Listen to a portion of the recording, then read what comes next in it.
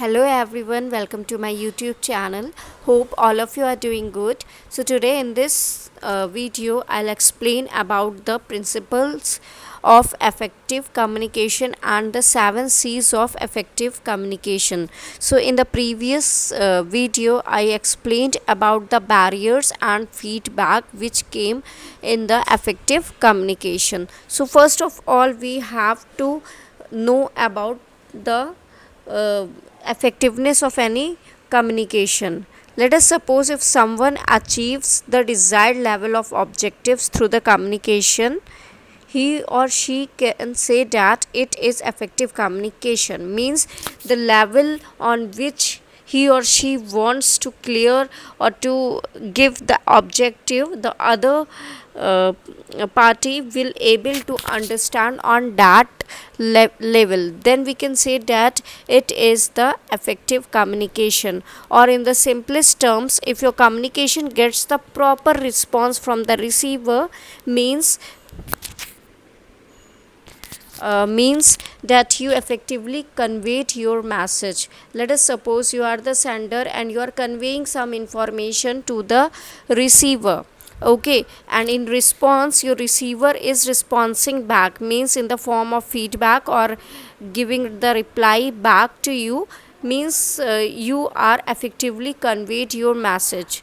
Okay, so effectiveness of any communication can be defined as we have to use the language that is appropriate to the audience level. Always use the simple language and make sure that others receive the information or knowledge in a good intent.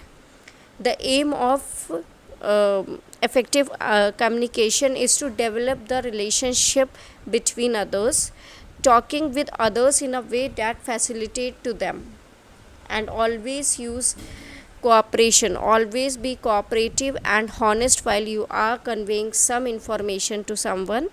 And always provide, it is from the feedback perspective, that always provide feedback regularly to success our effective communication. So it is very necessary that an effective communication is a part of any successful organization. So any communication should be free from barriers is the effective one. So we have certain characteristics of effective communication, such as we use simple language, means the language that will be preferred for the communication should be simple and understandable. Clearness, the communicator should be clear in his mind about the objectives of the communication. Okay, so next one is the completeness. Our message should, which the message is delivered, should be complete. It should be supported by facts and observation. It should be well planned and organized, and no assumptions should be made at the time when the receiver is receiving any information. Adequacy of information is another important characteristics of effective communication. It should contain adequate information and should be complete in all respect. Otherwise, it will not serve the purpose of the communication between the two or more than two parties. Always use proper medium of communication. Okay, so the communicator should select the proper and the easy mode or the channel of medium of communication by considering such factors as the nature of communication or the emergency or the distance between the communicator and the recipient. So always use the channel which is free from any disturbance or noise, etc., or any network fluctuations are not there. Next is the accurate and conciseness. An effective communication should be accurate and should be concise. It should not include any unnecessary details. Should be short and complete. False and misleading statements should not be delivered in the communication. Next and the last An important one is the proper feedback. Whether the message sent by the sender is understood in same terms by the receiver or not can be judged only and only by the feedback. So the feedback should be timely and impersonal. It should be very specific rather than general, and it is very very important, either negative or positive, but always give the concise and the personal feedback. So next and a very important one is the 7 C's of effective communication. So we already know that effective communication is important for personal as well as professional success. The 7 C's of effective communication, also known as the 7 principles of communications, and are a useful way to ensure good business communication. We have the 7 C's here. The first C is the clear. The message should be clear and easily understandable to the recipient. The purpose of the communication should always be clear to the sender. Only when the receiver will be sure about it, it will not confuse the other person who is in the communication. Next C is the concise. The message should be precise and to the point. Unnecessary information and sentences should not be included in any communication. Concrete.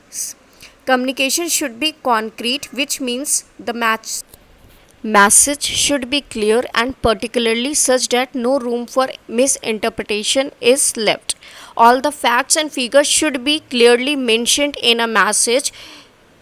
Next C is the correct. Correct message has a greater impact on the receiver side. The message should be correct, that is, a correct language should be used, and the sender must ensure that there are no grammatical and spelling mistakes. Also, the message should be exact and well timed. Next C is the coherent. Being coherent is a combination of clarity, conciseness, and concreteness. In order to communicate well, it is important to relate to the target group only, which is involved in that particular topic. Do not include unnecessary things in your particular topic.